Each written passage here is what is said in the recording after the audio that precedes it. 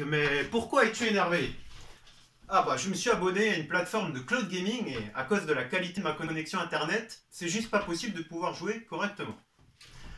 Ah, problème de latence. C'est justement ce sur quoi je travaille. Je cherche à minimiser la latence pour les applications à contrainte temps réel. Ce sont des applications qui nécessitent une réponse rapide du système suite à une entrée de l'utilisateur. On peut citer par exemple le cloud gaming, le pilotage de drones, etc. etc.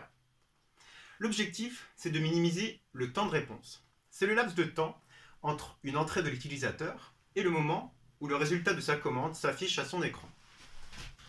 Oh, eh bien, tu pourras donc améliorer mon expérience de jeu. Exactement. Le cloud gaming est d'ailleurs un de mes cas d'étude. Dans l'idée, l'ensemble des opérations, tout le processing, est effectué à distance sur un serveur.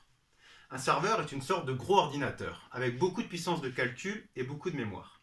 Donc toutes tes commandes vont transiter par le réseau, arriver au serveur, qui va les exécuter, appliquer les changements au jeu, et t'envoyer la vidéo et l'audio associés à tes actions. Ah, mais dis donc, comment veux-tu minimiser ton fameux temps de réponse? Eh bien nous, ce qu'on va chercher à faire, c'est minimiser le délai réseau.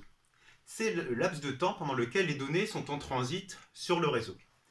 Toutes les données, tout le trafic va subir un ensemble d'opérations. On parle de fonctions réseau. On peut voir ces fonctions réseau comme en fait des puzzles, un ensemble de pièces, qu'on appellera opérations élémentaires ou microservices. Ce qu'on va faire, c'est diviser en fait ces fonctions réseau en plusieurs petits microservices et à l'aide d'un orchestrateur, faire acheminer tous les trafics parmi les pièces du puzzle qui le concernent. De la sorte, le trafic ne va traverser que les pièces qui le concernent, et s'il y a un blocage au niveau d'une certaine pièce, il est toujours possible de la dupliquer, donc ça permet un passage à l'échelle plus facile. À côté de ça, pour accélérer d'autant plus les traitements, je vais utiliser des algorithmes d'intelligence artificielle, de machine learning, qui vont nous permettre en fait de reconnaître le trafic à caractéristiques temps réel du reste du trafic internet.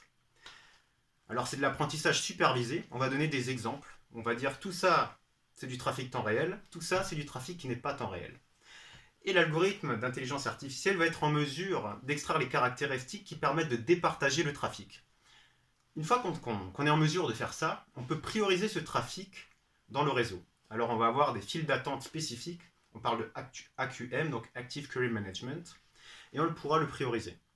Le cloud gaming fonctionne très bien, les plus grands s'y mettent, comme par exemple Google, Microsoft, Amazon, etc. etc.